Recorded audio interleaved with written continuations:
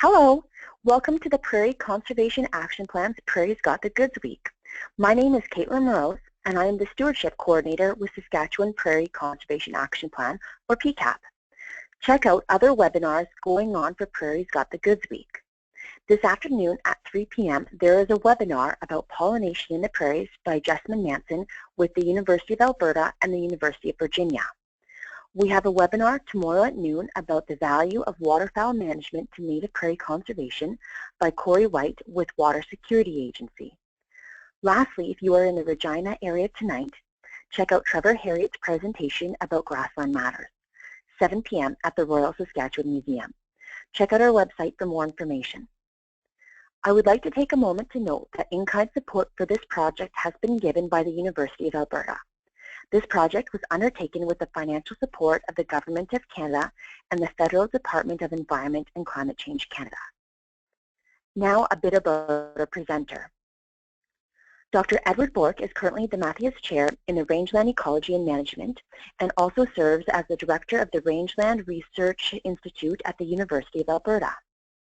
He has been teaching and conducting rangeland research since 1991 on a wide range of basic and applied topics such as integrated weed control and pasture, grazing systems, bioecology, forage and legume production dynamics, landscape and disturbance ecology, and more recently on the importance of grasslands in providing environmental goods and services such as carbon storage.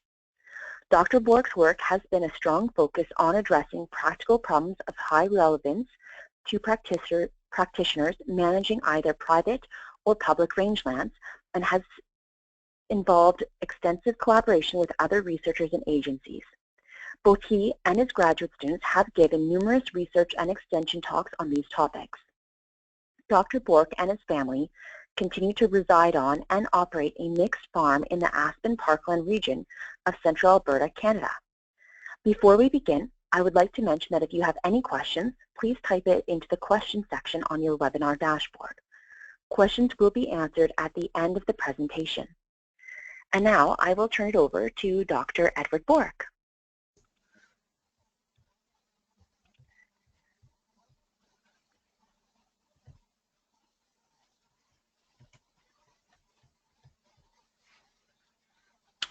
Okay, good afternoon everyone. Thank you Caitlin for that introduction and thank you for the invite to speak today. Hopefully I've got this all set up properly and Caitlin, if something's not right then please let me know. Absolutely.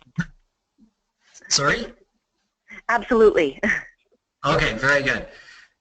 So what I've got for you today is basically an overview of some research that a number of us at the University of Alberta have been collaborating on over the last half dozen years or so.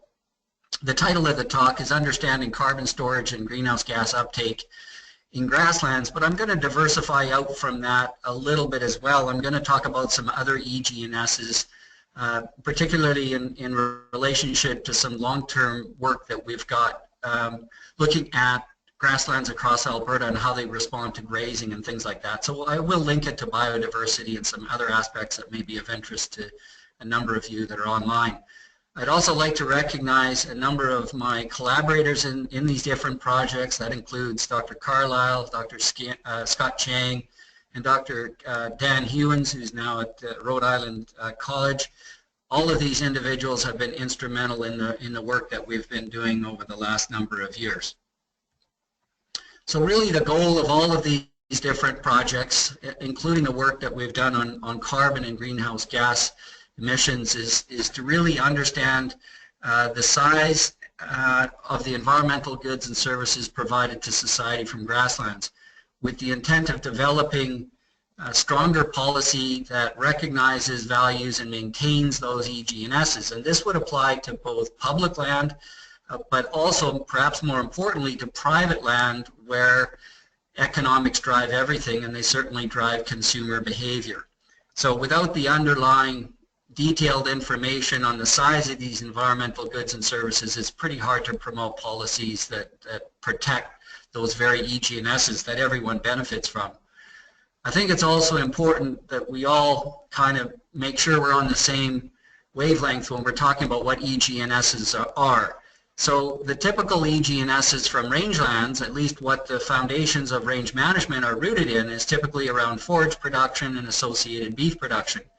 But rangelands do far more than that. For example, they serve in water purification and flood mitigation.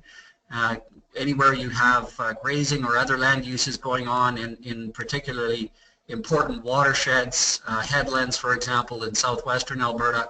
They also store carbon, reduce greenhouse gas levels in the atmosphere, so these are important EG&Ss that we often don't think about, and yet they're certainly going on. There's some talks on pollinators, which Caitlin just referred to, including later today, that many of you will be tuning in on. And of course, the role of these grasslands in supporting biodiversity and habitat for both consumptive and non-consumptive species. So all of these are benefits to society, and unless we have good quantitative data on each one of them, it's pretty hard to make a case promoting policy and promoting land use changes or management practices that increase rather than detract from those services. So what I'd like to really cover today, I'd like to talk mostly about our carbon benchmarking study, which examined grassland responses across Alberta between 2012 and 2015. What was particularly novel about this study is that we looked at a very large number of sites. A lot of research investigations will only look at 2 or 3 or maybe 4 or 5 sites if you're lucky. This particular study examined well over 100, which sets it apart from many of these previous investigations. Embedded within there, we compared different land uses with one another, including grazing, with more contemporary land uses such as conversion to tame pasture and annual cropland. We also looked at how these results compared with different previous studies, so I've got some data embedded on here on what the previous literature has shown regarding changes in carbon storage under different land uses. And also, I've brought in some data showing some of the impacts that recent work led by Scott Chang and others, including myself, has revealed in terms of different agroforestry systems across north central Alberta. This work was done between 2011 and 2016, and I believe has something to add to our understanding of where carbon is and how it relates to different land uses. And then I'm going to finish up with some discussion on current research underway, particularly looking at litter decomposition patterns, what factors may account for that, including microbial diversity, some greenhouse gas responses to drought, and also a study that's just being initiated looking at adaptive multi-paddock grazing and how that might affect carbon stores and greenhouse gases. So the carbon benchmarking study was really a collaborative relationship between the University of Alberta and Alberta Environment and Parks. We sampled 114 grassland exclosures distributed throughout Alberta, and you can see based on the map on the right-hand side that we had sites distributed across much of the Aspen Parkland, the dry and mesic mixed grass prairie, and also through a significant portion of the foothills, so the montane grasslands, foothills fescue grasslands, and even into the upper foothills grasslands. So again, this is what set this particular study apart from many previous investigations. And we were able to assess biomass, plant composition, and diversity using the data sets that AEP had compiled over the years. But then we also visited these sites and collected metrics on carbon storage, both within the vegetation and the underlying soils. This work was supported by the Alberta Livestock and Meat Agency. So here's some examples of some of the exclosures we would have looked at. This is the Herald Creek exclosure and the Schuler exclosure in very different environments. One is in the upper foothills, one is in the dry mixed grass. These exclosures range anywhere from 15 to well over 60 years of age. So it allowed us to not only look at the different agroclimatic conditions on carbon stores, but also allowed us to look at the presence and absence of grazing and see how that might influence carbon levels. Before we get into the carbon data, I want to talk a little bit about what we found in terms of the plant diversity responses. Because this was such a large data set, it allowed us to look at how plant richness and diversity per se were actually responding to the presence of grazing. Now you see a number of graphs like this. It basically compares long-term non-grazed and grazed areas within the different natural subregions. and they're always arranged from the driest subregion on the left side over to the most mesic, so the highest rainfall site on the far right. What was interesting is plant diversity peaked in moderate to high rainfall areas, particularly the central parkland and the foothills fescue. So you can see there's a bump of anywhere from about 15 to 20% in terms of the number of species that we were encountering. And this is likely a typical response to grazing actually reducing the amount of litter and releasing plant species that otherwise would be suppressed in the absence of ungulates. So again, we're seeing this positive bump in plant species within those regions, where we have intermediate moisture conditions. However, we also wanted to partition the abundance of those species that we were finding between native and introduced plant species. So one of the things we did is we basically looked at the relationship between mean growing season precipitation, you can see that on the x-axis here, and the proportion of introduced Shannon's diversity. And what's very apparent is that right across the province, regardless of the different region, all of our plant communities examined had about 10% introduced species.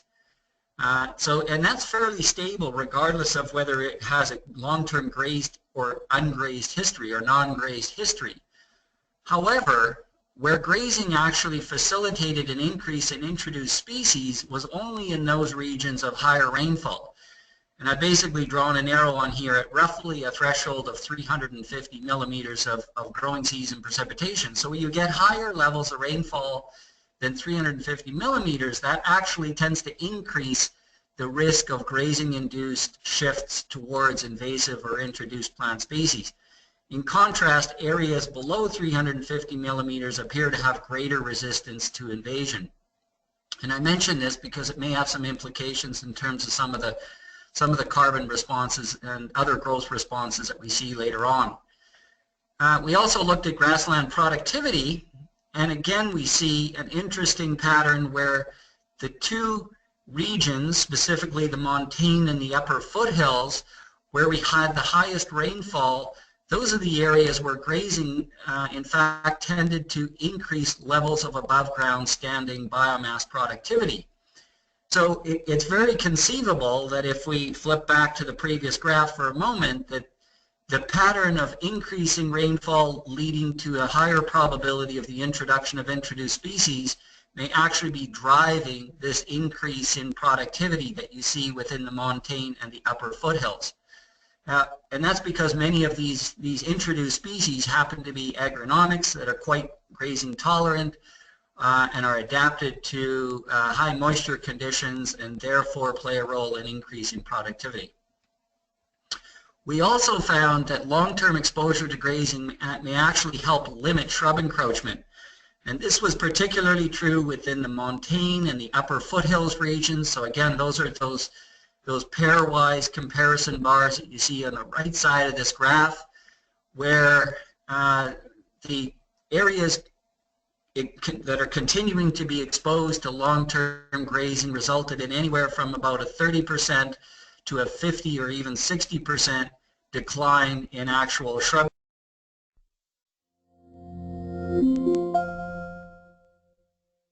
Grazing may actually be helping contain shrub encroachment across much of our wetter environments, particularly in southwestern Alberta. The reason why I want to highlight this is that shrub encroachment has actually been an ongoing issue in many of these areas.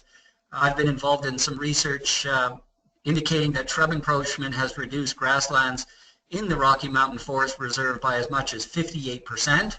These are largely willows, but also species like bog birch that are increasing in all likelihood due to fire suppression. And in the process, they're lowering the aggregate forage productivity by up to 70%. And this, of course, has an impact on not only the potential for supporting livestock grazing, but also other ungulates in the area, including populations of elk and feral horses and so on. So again, think about the role that grazing may actually have in helping control or limit this woody plant expansion and therefore conserve these grasslands. Okay, if we switch over to the issue of carbon storage, just a little bit of background information on this. Grasslands are particularly important because they store 10 to 30% of the world's organic carbon.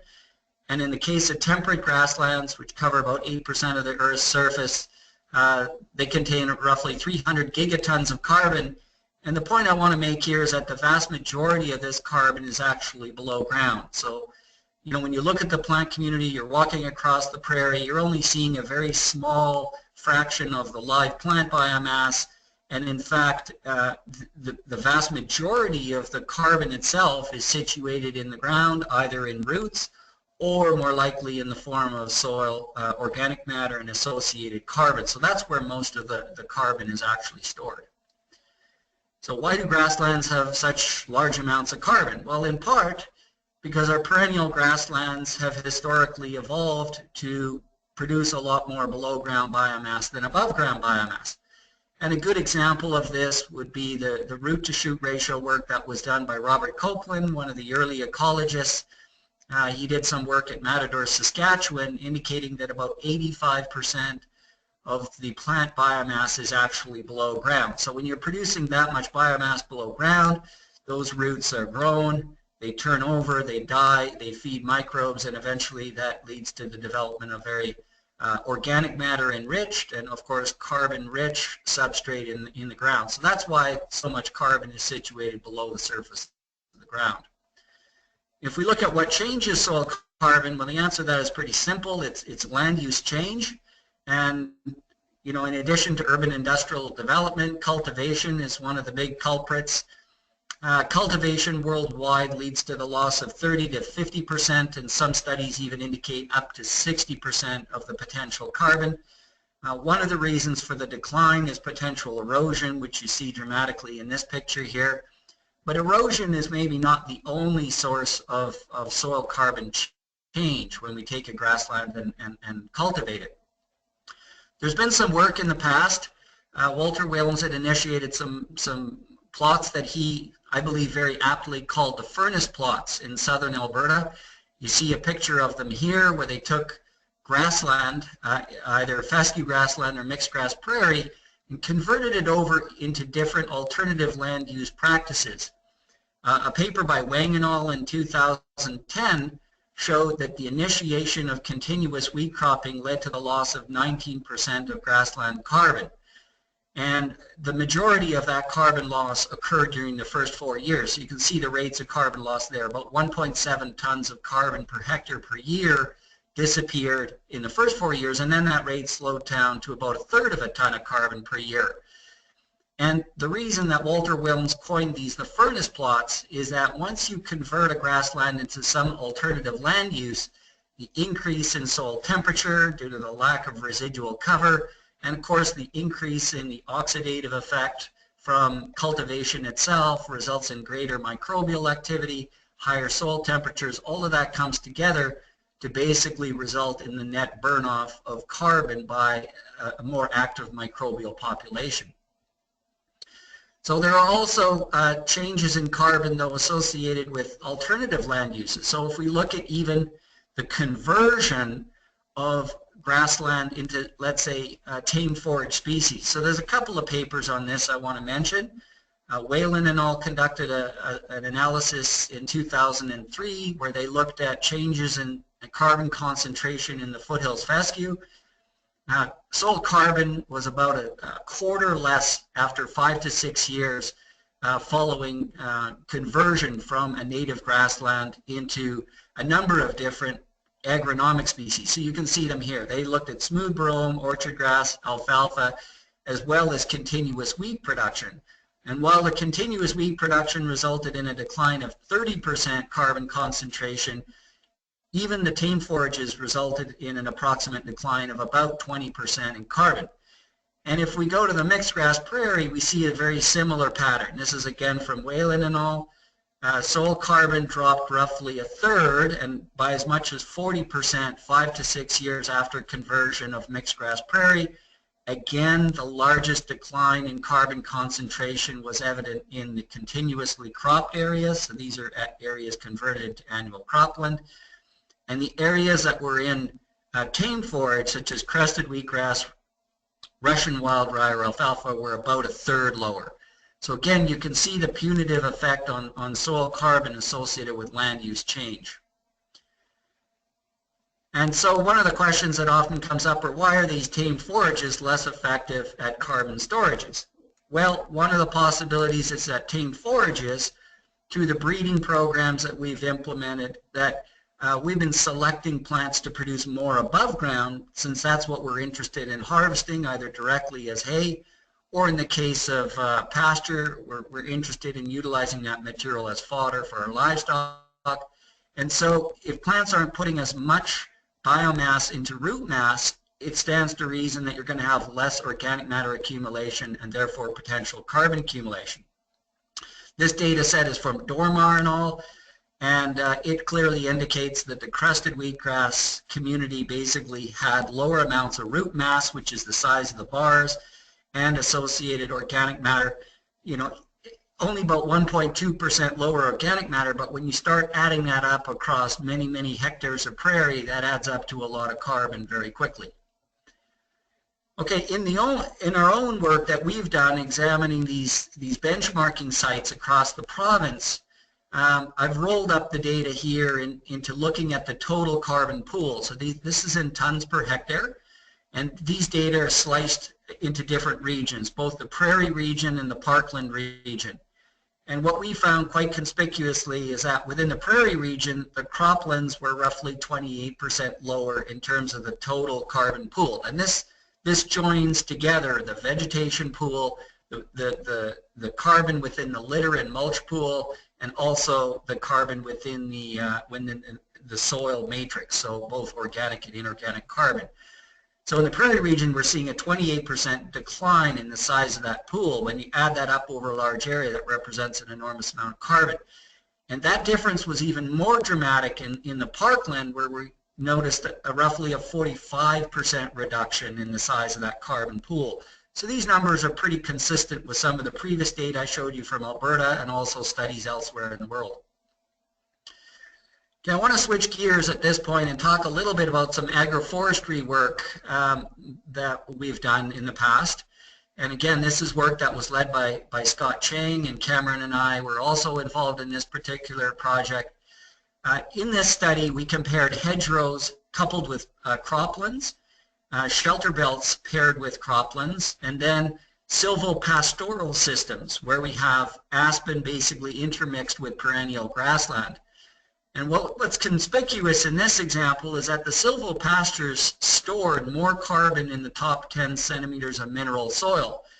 And the reason for this is likely that the silvopastoral system on the far right is the only one where we have two perennial systems actually contributing to carbon storage. In the case of the hedgerow and the shelter belt systems, there's a cropland, in which case we have cultivation that would be dragging down carbon storage because of that earlier furnace effect that I referred to.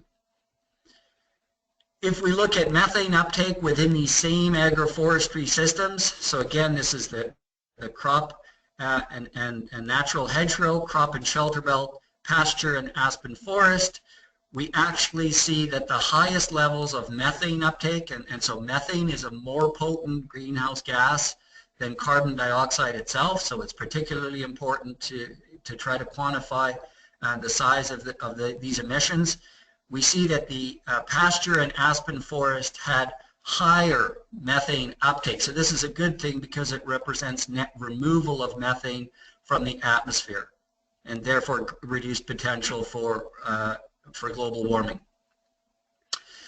And in some of Mark Occam's papers that he published, and there's several of them out there. If you do a search on them, I'm sure you'll find them. Otherwise, you can send me a note on this, and I can certainly get them to you if you're interested. In the final analysis that Mark did, he also looked at something called the global warming potential, which you see on the far right side, and that's an aggregate measure of the influence of CO2 fluxes, as well as CH4 and N2O, so all three of the major greenhouse gases, and the overall global warming potentials were actually lower within the silvopasture system. So the reason I'm going through this particular information is again to highlight and emphasize the role of the perennial pasture system within the silvopasture system. So these are grasslands embedded together with the forests. And so they have a very important role in again, not only carbon storage, but also reducing greenhouse gas emissions. So another question that often comes up is how quickly does carbon recover once it's lost by cultivation? Well, we don't really have a good answer to this, but there are some studies that we can maybe pull in here to talk about it a little bit. Dormer and Smoliak back in 1985 looked at areas of the mixed grass prairie that were abandoned following cultivation. They were allowed to recover naturally to mixed grass prairie. And then after 50 years, John Dormer and Silver Smoliak basically went in and assessed soil organic matter and root mass. And what was particularly striking here is that, again, if you look at the graph, the total root mass in the area revegetated after 50 years had not recovered. And that's after 50 full years of recovery, and we see the organic matter levels also lagging behind those in the adjacent native mixed grass.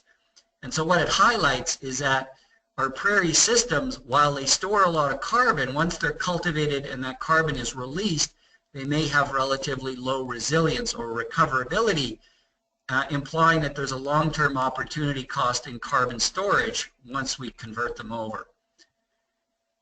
Okay, we've also done a little bit of economic modeling, and I don't want people to think about this too much.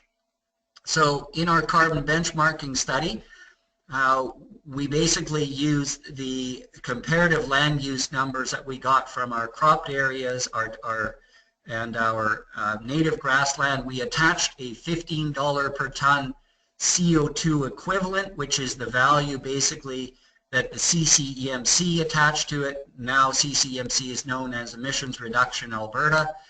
And we basically use that to extrapolate out what's the value of carbon that's actually currently being retained by not cultivating it within each of the prairie and parkland.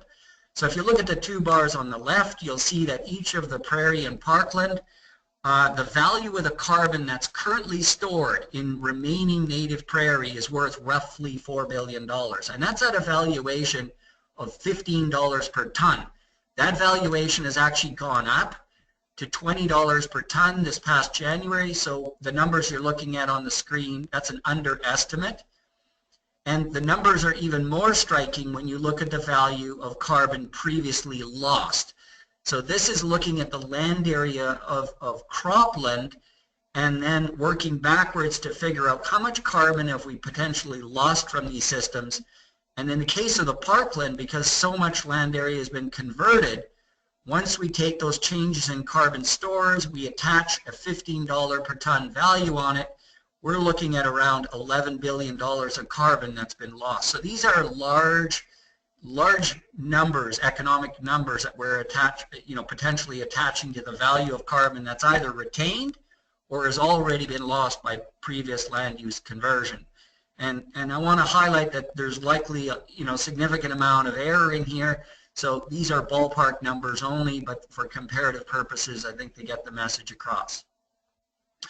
We've also done some work working with Guillermo Hernandez Ramirez, who works in the soils department at the U of A.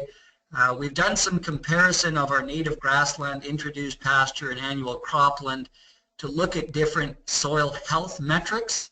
In particular, we've looked at something called fractal index, which is basically a measure of the aggregation. So when you take a soil and you work it into pieces in your hand, is there healthy aggregate particles, which are important for storing water, allowing root growth, and so on. And then also looking at the ability of those soils to actually hold and deliver water under increasing drought stress. These would all be important agronomic properties. And what was interesting here is the native grasslands had comparatively better metrics of soil quality all round. Native grassland had higher maximum water availability, they had higher soil porosity, and the fractal index was higher, meaning the aggregation properties were inherently better. So this is an interesting new type of tool that's coming up in evaluating soil properties in relation to different land uses. And this particular paper is in press right now. So something we haven't talked about too much is what about grazing and carbon? So grazing is a widespread land use across Western Canada. If you look in the literature, grazing effects on carbon are very inconsistent and are difficult to predict. And they're often very, very site specific. So we see very disparate responses depending on whether we're in the mixed grass prairie or foothills fescue or central parkland. And many previous investigations have only looked at one or two locations. So creating ambiguity as to whether there's a universal effect of grazing on carbon. Well, in our particular study, we didn't see a clear indication that grazing was increasing or decreasing carbon for that matter. We did see a weak trend for greater soil organic carbon in 5 of the 6 study regions, but these increases remain non-significant. So you can see them here that in the mixed grass, the central parkland, the foothills fescue, the montane, and even the upper foothills, our total carbon mass tended to be greater within grazed areas, but again, there's so much site-specific variability that this didn't quite come out as a significant effect. We've submitted a paper along these lines right now and are awaiting final review on this. And what was also interesting, this is despite the fact that we know that grazing, because it removes standing biomass, it removes litter, it removes mulch, that reduction in any veg carbon appears to be offset by any change in soil organic carbon, maybe this marginal increase in soil organic carbon. The net result is that in any case, soil carbon does not appear to decline under long-term grazing. It also doesn't appear to increase, but it doesn't decline. So it tends to indicate that grazing seems to be compatible with maintaining carbon. We also noticed that grazing impacted below ground vegetation as well. This was an interesting response, particularly in the montane. Again, you can see the comparison across the different regions. And in the montane region, which is one of those higher rainfall environments of southwestern Alberta, grazing actually appeared to stimulate root production in the top 30 centimeters of the soil. And remember that this coincides with a point I made earlier, which is that we tended to see higher shoot biomass as well in the montane and the upper foothills. And again, this may be related to the fact that these montane and upper foothill environments tend to have a greater amount of introduced plant species. So the invasion of these introduced plant species, many of them agronomics, may actually be driving higher shoot production as well as root production. Okay, I'd like to transition for the last 10-15 minutes here to talking a little bit about some other studies that we're currently working on. So we've taken the previous results in a number of different directions to understand better the mechanisms that might regulate where, when, and how grazing actually alters carbon and associated greenhouse gas emissions. So one of the things that we've been looking at, Dan Hewins was instrumental in this project, looking at grazing effects on decomposition of litter on the surface of the soil. And some of the preliminary results, Sean Chuan is finalizing his master's on this, is that decomposition appears to have been enhanced by long-term exposure to grazing. And this is particularly apparent in those areas that have higher rainfall. So largely the foothills, but also to some extent the central parkland. So these would be areas that have moisture regimes that have PDE ratios that are closer to that 1.0 mark. So where moisture is less tending to be limiting for plant growth and maybe for decomposition. And so one potential here is that this could reflect incorporation of that litter into the mulch layer and into the soil organic matter more effectively over time. If you look at the graph, you can see that the 3 red lines, those are basically the foothills, parkland, and mixed grass grazed levels of mass loss over time. That's an 18-month period. You can see that the red lines tend to fall below that of the non-grazed environments. So whether it's direct effects from a change in microclimate or whether it's from changes in composition or maybe a change in the microbial community, all of those things could have a role to play here. Interestingly enough, some of the work that Sean is doing is also showing that litter decomposition also is varying among different grass species.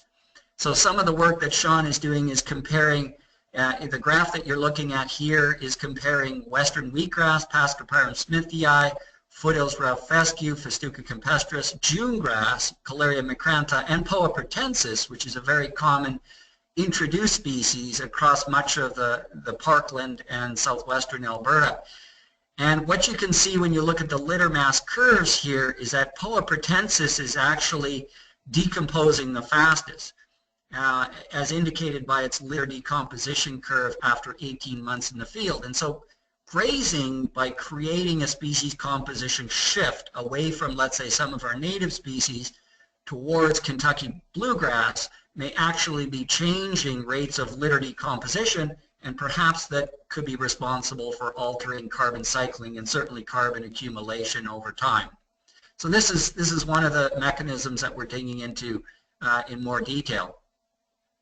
Katerina Stolnikova is another master's student under Cam's guidance, Cameron Carlisle's guidance, and Kate is looking at comparative greenhouse gas uptake under long-term grazing.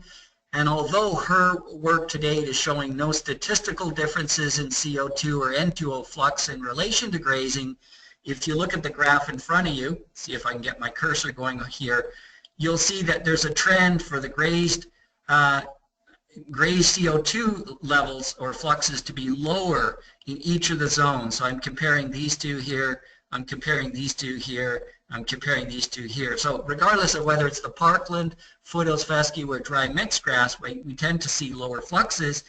And we also tend to see the same pattern in N2O, where the grazed areas tend to have lower release of N2O in the parkland, the dry mixed grass, and the foothills fescue. So again, although there's no statistical differences here, where there's smoke, there's fire. There seems to be an interesting pattern here, and so more digging is going to have to occur in order to tease apart where and when these types of effects are possible. We're also involved in some additional very interesting new study. This is addressing the role of AMP grazing. AMP stands for adaptive multi-paddock grazing. Some of you may know this as time control grazing or holistic grazing or management intensive grazing or planned grazing. There's all kinds of different terminologies for this. But the idea is pretty simple. You take a large area, you break it up into much smaller paddocks, you graze or rotate the animals through under fairly tightly controlled conditions with short grazing periods and very long recovery periods. Mark Boyce is leading initiative through the University of Alberta with many, many other scientists involved, including myself and Scott Chang and Cameron Carlisle and others, in order to look at soil carbon and greenhouse gas emissions from these systems. And we'll be working on private ranches across Western Canada. I want to share a little bit in terms of some previous results that may actually shed some light onto some of the interesting patterns that we might expect to see. We've done some small plot research down at the Mathias Ranch in southeastern Alberta, comparing different individual clipping trials. And in this case, there's a deferred defoliation treatment, there's a high-intensity, low-frequency defoliation treatment, and a high-intensity, high-frequency defoliation treatment. I call that the Armageddon treatment, so heavy, repeated defoliation with minimal chances for recovery. And if you look at the green boxes here, in particular this bar, that is showing the amount of methane basically taken up. So a negative number is a good factor here. It's a good response metric because it's suggesting there's net uptake of methane into the soil. And so the high intensity, low frequency bars are lower than what we see under the high intensity, high frequency bars. So it suggests that the frequency of defoliation may play a key role in basically the uptake of methane within these grasslands. And that would provide some support for this notion that AMP grazing could be an important management strategy to reduce greenhouse gas footprints in agricultural landscapes. And we see another similar result. This is Kai et al. 2016, looking at these same plots from the Matthias Ranch. These are N2O emissions, N2O being a rather potent greenhouse gas. And if you look at the comparison here, you will see that the highest levels of N2O emission were again associated with the high intensity, high frequency defoliation. So there is something to be said for regulating the frequency of defoliation and the length of the recovery period in order to optimize the amount of methane uptake and, in this case, nitrous oxide uptake. So the current state of carbon offset programs in agriculture, well, there are a number of programs for agricultural producers. The tillage systems protocol is probably the one that's best known, which is payment for reductions in CO2 through reduced and no-till agronomic practices. It usually amounts to about $1 per acre, and producers have to verify that they're practicing minimum or direct seeding to be eligible for it. What's ironic about this program is that producers that are cropping are being incentivized to practice minimum tillage, and yet the practice of cropping is actually leading to much lower levels of carbon relative to perennial grasslands to begin with. And so the policy implications for carbon storage in grasslands seem to be clear. Why is it that there are no incentives for maintaining carbon in existing native grasslands, despite the fact that these native systems have higher carbon levels? They have greater greenhouse gas uptake potentially, including potentially under these AMP systems, and more favorable soil health. So the policy implications, I believe, are that there should be far more incentives in place for landowners to be recognized for the role of grasslands in providing these EG&Ss. And hopefully this information can assist in developing policies to value grassland carbon stores. Will likely be a combination of regulated offsets and potentially the voluntary market. We're working with folks in the government of Alberta, with organizations such as Ducks Unlimited and others in order to try to promote these policies as much as possible.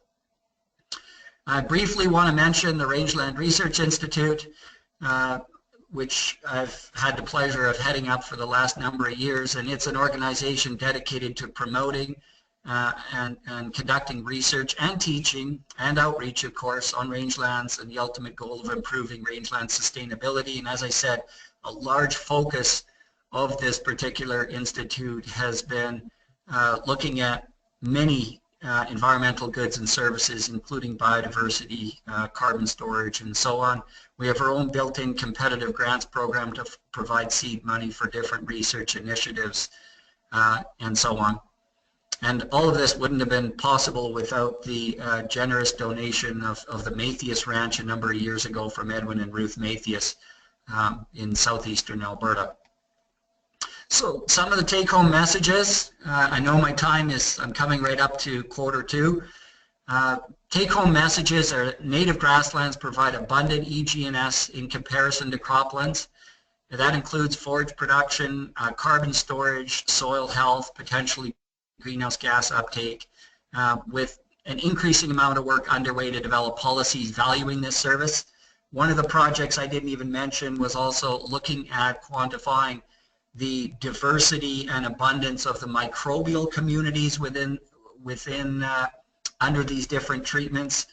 We're doing that in some of the work that we're undertaking in the benchmarking program, but we're also planning on doing that in the adaptive multi-paddock grazing trial. Karen Thompson is a postdoc working with myself, Sylvie Kido, and Cameron Carlisle, and I believe she'll be giving a talk tomorrow afternoon, so if you're interested in some of the microbial aspects, you'll be able to hear a little bit more on some of the tools that she's using to assess these systems. And another take-home message is that moderate grazing can enhance some EG&Ss and certainly maintain them. Some of the benefits that came across were enhanced plant diversity, even forage production, and certainly maintaining carbon. We didn't see any signs that carbon declined under ongoing grazing practices.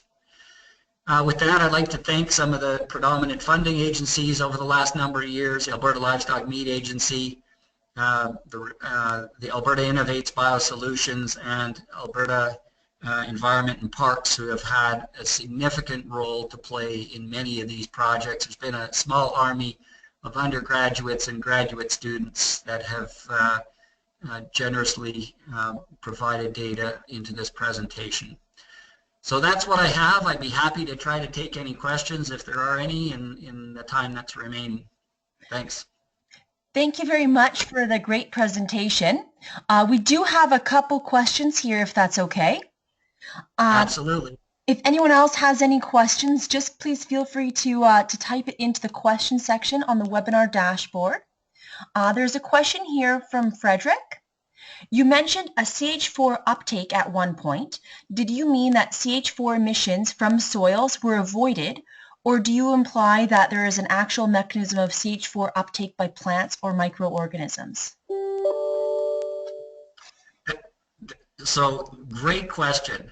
So you remember that you're listening to a plant ecologist who's being moved more and more into the area of soils. So my understanding is, yes, the way the question was phrased, that's absolutely correct, that we are seeing greater net uptake of methane within soils that are exposed to certain treatments. So in the example that I showed you, and I'll just flip back to my presentation here. So I'm looking again at the comparison of the high-intensity, high-frequency defoliation treatments as opposed to the high-intensity, low-frequency. A negative value in this graph is a good thing because it means that methane is literally being removed from the atmosphere. So, and again, this is my fairly rudimentary understanding of methane dynamics in the soil. But methane can either be produced by microbes or it can be catabolized, in which case it's being removed from the atmosphere.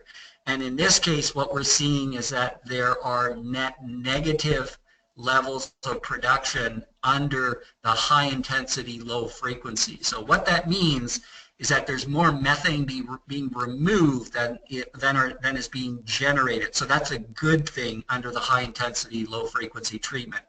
In contrast, the high intensity, high frequency treatment. So, and I equate that to basically a continuous grazing regime where the vegetation isn't getting any chance for recovery. It's repeatedly being taken down to ground level.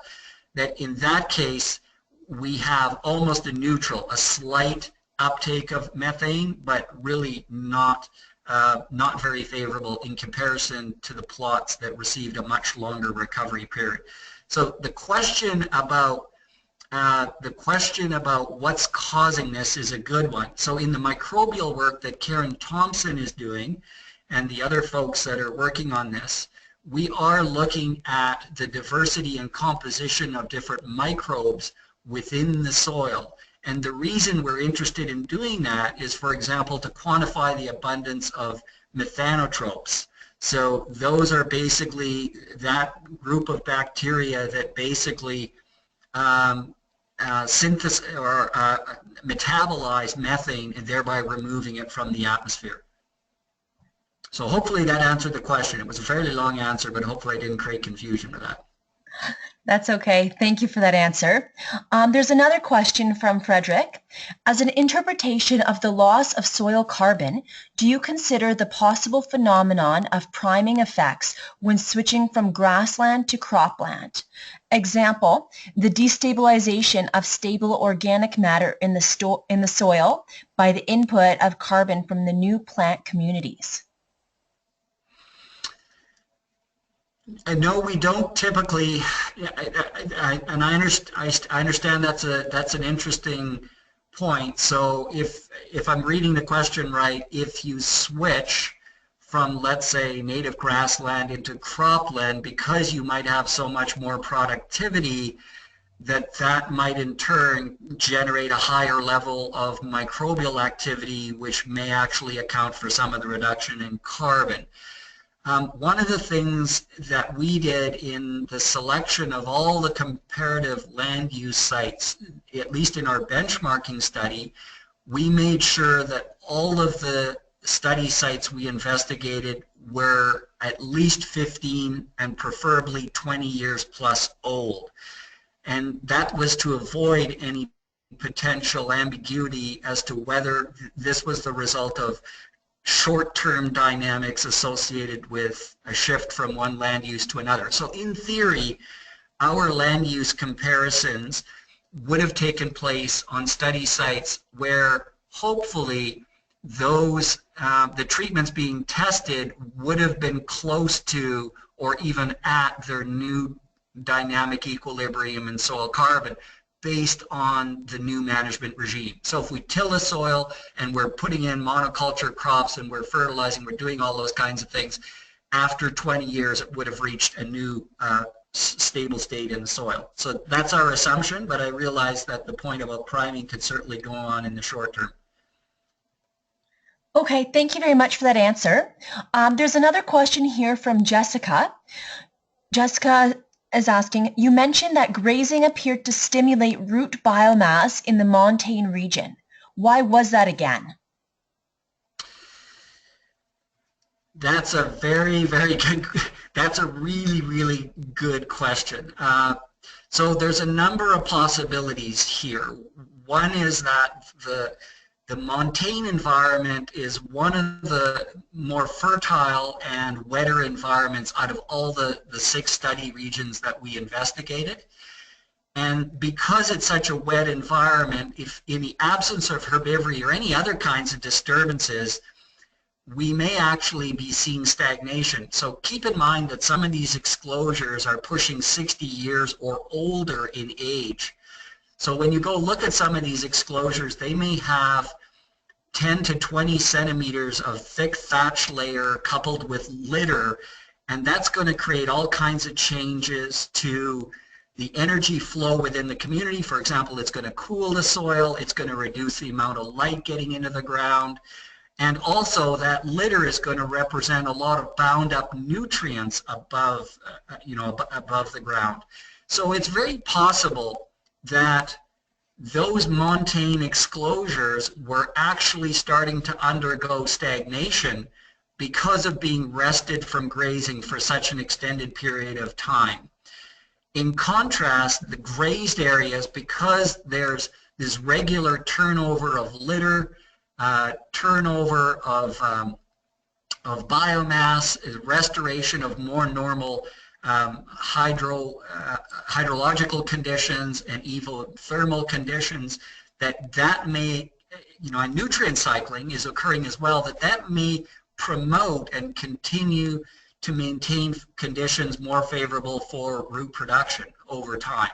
So that's one of the possibilities. We don't know this for sure, but it's an interesting possibility. Out of all the regions we studied, the montane would probably have fertile soil and favorable rainfall that's more akin to what you would see in the tall grass prairie in regions of Wisconsin and Minnesota and those areas, which is, when I think of stagnation, those are the most likely areas to undergo stagnation, but we could be seeing it in the montane as well. And the ongoing exposure to grazing may actually be having some beneficial effects in that regard. That's great. Thank you very much for that answer. We do have another question here by Frederick again. It was shown that grazing was leading to a lower coverage by woody shrubs. Would this be positive or negative on total soil carbon stocks? Well, that's a good question. So I just flipped back to that slide. Yes, indeed. So I'm going to answer that question 2 ways. So soil carbon stocks, first of all, I don't have data to answer that question specifically. To do that, we would have to stratify our assessment based on the abundance of shrubs and then start partitioning it that way. However, here's what I can tell you, which is that when we look at how carbon is allocated in forested systems as opposed to grassland systems, we obviously see a change in the distribution of where carbon is stored. So shrublands contain a significant amount of carbon above ground through biomass accumulation. There's no doubt about that. And there was a paper published not too long ago by, I believe it was Yu Guangbai or perhaps his graduate student in Saskatchewan, that looked at carbon accumulation and storage associated with western snowberry patches. And indeed, they considered that these western snowberry patches, which are quite different than the foothill shrublands that we're talking about, that they are an important potential source of storing carbon, undoubtedly. The thing that you need to keep in mind, though, when we look at, for example, the aspen parkland and expansion of aspen into open grasslands, and we see that pattern across much of central Alberta, Saskatchewan, and even into southwestern Alberta, where you see expansion of aspen, you're sequestering quite a bit of carbon above ground, but it also means you're creating conditions within the mineral soil that's more likely to result in potential degradation of carbon. You know, you see changes in the physical properties of the soil and degradation of that AH horizon, so that humified AH horizon, which normally stores a lot of carbon. So I'm answering this question carefully because on one hand, by getting shrub encroachment in the foothills, we're clearly building up an above ground pool of carbon that wasn't there otherwise within the shrub population. But we may also, over time, be changing the amount of carbon that's stored below ground in the humified AH horizon. Now, one thing that is true is that humified carbon in the soil is generally quite protected from disturbances, at least in the short term. So if we were to get a large-scale wildfire coming through and burning off a lot of these shrubs, a lot of that carbon would be released potentially very quickly back to the atmosphere. And that's not necessarily the case with carbon that's in the soil. So I'm kind of tiptoeing around Frederick's question there. I'm pretty sure the carbon allocation has definitely changed above and below ground. It's likely changed also within the mineral soil, although I can't say by how much. And I couldn't tell you whether the total carbon budget has changed or not, but I will say that by having that shrub community, it's potentially at greater risk of being released through something like fire. Okay, that's really interesting. Thank you. There's a question here from a listener named Annette. You mentioned Kentucky bluegrass, and some places would consider it invasive and not a desirable plant to introduce. Is there any studies on which types of grasses would help store more carbon, potentially helping producers on which grasses might be better to plant? That's actually one of the questions that we are interested in trying to get a handle on. So I flipped back to one of the earlier slides I had where we clearly have seen an increase in the relative abundance and the contribution of introduced plant species at higher levels of rainfall, and that's happening mostly in southwestern Alberta. You know, where we're going from about 10% of the community of introduced species, and we're jumping to a high, I believe it was 34.5% within the upper foothills. And much of the, not all of it, but much of the composition or vegetation that was comprised of introduced plant species consisted of species like timothy, smooth brome, and the biggest one is that Kentucky bluegrass. We know that Kentucky bluegrass is very much a widespread species anywhere we have moderate to even higher levels of grazing throughout any regions of more favorable rainfall. So I'm just going to flip back down here to this comparison of the different plant species on decomposition. This is actually one of the main, I think this goes to the heart of Annette's question. We are actually trying to discern the difference between these different plant species because our working theory is that a change in species composition, for example, grazing in the foothills, by reducing the abundance of the primary decreasers, the native bunch grasses that normally would be colonizing the site, and shifting it towards species that may be more productive over the short term, species like Poa pratensis being one of them, and Poa would also account for why we may be seeing such a surge in root biomass within the top 30 centimeters of soil as well, because it has a rhizomatous root system, this creeping root system, so it's very effective at colonizing the surface of the soil. So by having this shift towards Kentucky bluegrass, and if that carbon burns off more quickly, which is what this curve is showing, that might account for a reduction in carbon. On the other hand, we don't really know where this rapid decomposition of Kentucky bluegrass is actually, we don't know where the carbon is going to. This is what's called a litter bag study, which tells us that yes, Kentucky bluegrass is breaking down more quickly, but we don't know is what's the fate of that carbon. If it's being broken down and released back to the atmosphere as CO2, that would work against us in terms of carbon storage. But if the carbon is breaking down and potentially leaching, for example, down into the soil and is being mobilized elsewhere, that could actually be helping carbon storage within the ecosystem. So while this graph that I'm showing here with litter mass loss is very intriguing, particularly in relation to Kentucky bluegrass, we still need to understand, you know, what is the fate of that carbon? Where is it ending up? If it's back in the atmosphere, it's not a good thing, and it could be decreasing carbon storage. If it's working its way down into the mulch layer and then being immobilized by microbes and elsewhere, that could be a good thing. So this is part of our, you know, to Annette's question, this is why we're doing this. We hope to get more detailed understanding of the mechanisms responsible for that over time. Great, thank you. We have, I think it might be our last question from Laura, and I think this might be a good way to finish our webinar here. Laura is asking, recognizing that currently no incentives exist for maintaining carbon stores in existing native prairie, what, in your opinion, would be the most effective way to create incentives that would work on both public and private lands to support native grassland retention as a carbon mitigation strategy? Do we need to create monetary incentives, or do you foresee a mixed approach?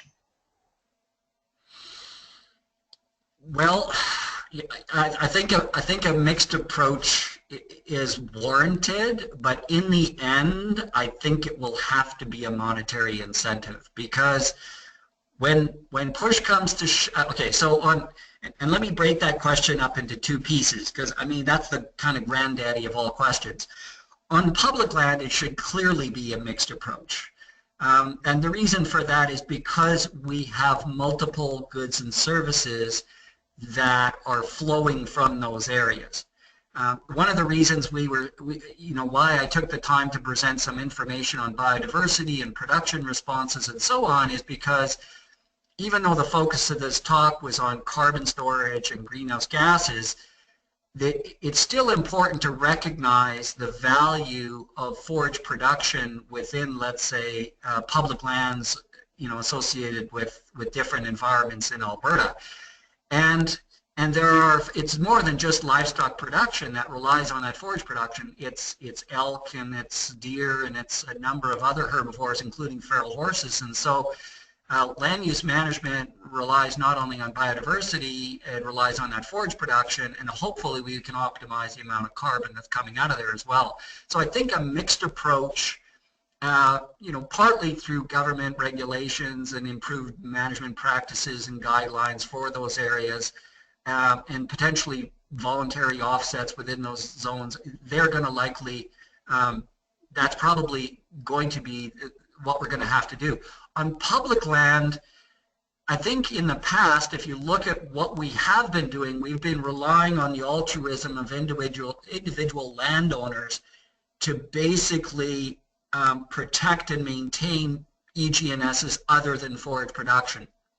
So if there's a private rancher and they're being depredated on by elk, so elk are coming in and feeding on forage that they've maybe stockpiled for their livestock, we're expecting the landowner to incur that cost, and that's probably just not acceptable, because the bottom line is economics drives everything for landowners. And this was particularly the case post-BSE, when we had very challenging economics and producers were desperately trying to find sources of income to sustain themselves. And other than forage production and livestock production, they had, you know, oil and gas revenues and off-farm income. That was their other source of support.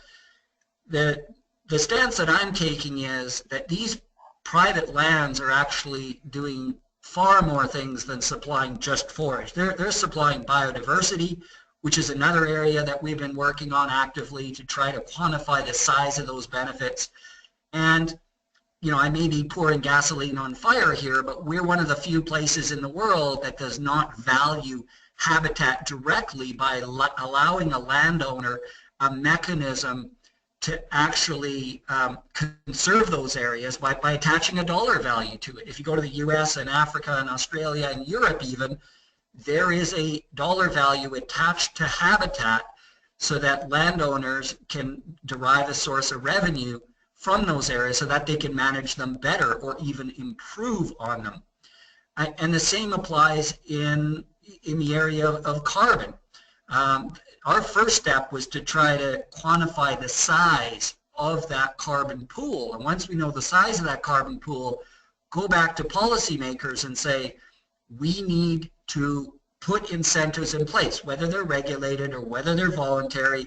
And I really see the leadership here coming from government. I mean, government has led the development of these policies such as the reduced tillage protocol. There are reduced days on feed for confined feeding of livestock in feedlots, and yet there's nothing really that applies at this point in terms of the you know, the types of market mechanisms that we should see in place for these perennial grasslands. And so I'm kind of trying to lead the crusade that awareness is everything, but that awareness should extend from researchers and from industry through members of the general public and ultimately to regulators and policymakers, so that we kind of wake up and say, yes, we need to put provisions in place for landowners to reap benefits from these services. And if they don't, we're going to continue to see attrition or ongoing loss of these areas. We're still seeing land use conversion of relatively arid mixed grass prairie in southeastern Alberta, areas that probably should never be converted. And so they're doing it for short-term economic gain, but in the process there's a whole variety of public goods that are being lost, including carbon storage. And it'll be very difficult potentially to even get those back. So I'm not sure I answered that question. I think I kind of did, but yeah, I think you did. It's a complex one, and it's going to involve a lot of different players, including economists and regulators and policymakers in the process. Definitely. Well, thank you very, very much for the great presentation. There's been quite a few comments written in that says thank you very much for this webinar and for the answers that you've provided. So I know the listeners have really enjoyed the presentation as well. And I just want to take a minute to thank all of the attendees for coming in. When you leave the webinar, you will receive a quick survey. It's just 1 minute, like 3 questions. So if you don't mind taking a minute to answer that, that would really help us out so we can do this event again. And I just want to encourage everyone to check out the PCAP website and go to events and Ecological Goods and Services Week 2017, and there's a schedule there for all of the events that will be going on throughout this week. So this is one of the first of many. This recording or this video has been recorded, and it'll also be uploaded to the PCAP YouTube channel, and you can check that out later this afternoon and pass on the link to anyone who's not able to make it today. So thank you very much to everyone for joining, and have a great rest of your day. Thank you, Caitlin. Thank you to Saskatchewan PCAP, and thanks to everyone for tuning in. Thank you. Bye. Bye.